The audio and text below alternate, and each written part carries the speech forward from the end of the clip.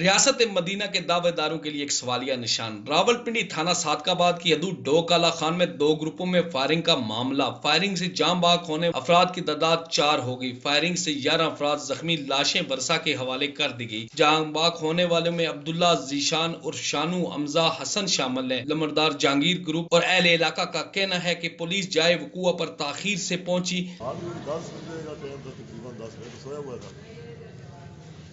बच्चे आए ने, बच्चे दसिया आन के भाई अस बाहर फायरिंग हो गई है, वो बाहर निकले घर के अंदर आन के फायरिंग की है, पैर मारे मुलाद हो जो बंदा बाहर निकला दरवाजे के बंदे ने पैर मारे। 1.5 घंटा हुई रही है जी, तकरीबन 1 से 1.5 घंटा इसलिए SHO मौजूद था, उसका अमला साथ मौजूद था, पूरा थाने की मौजूदगी उनकी आड़ में ये काम है। हमारा मुतालबा ये है कि हमें इंसाफ मिलना चाहिए रियासत मदीना से, हमें इंसाफ चाहिए और हमें जो हमारे जो ये पुलिस है जितनी भी है जिन्होंने हमारे साथ मिलकर जाती है सारे फारग होने चाहिए नौकरियों से और हमारे मुजरम गिरफ्तार होने चाहिए। हमें इंसाफ चाहिए।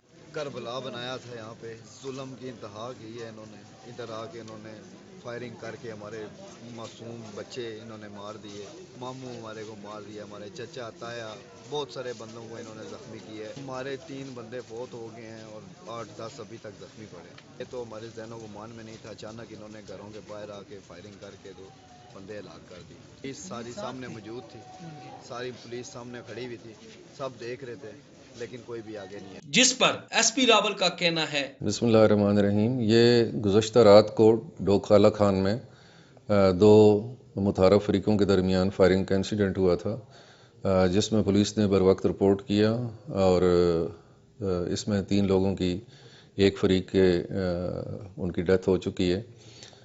पुलिस ने मुलज़मान के घरों पर रेड वगैरह किए हैं और कुछ लोगों को गिरफ़्तार भी किया है और असला वगैरह भी रिकवर किए है।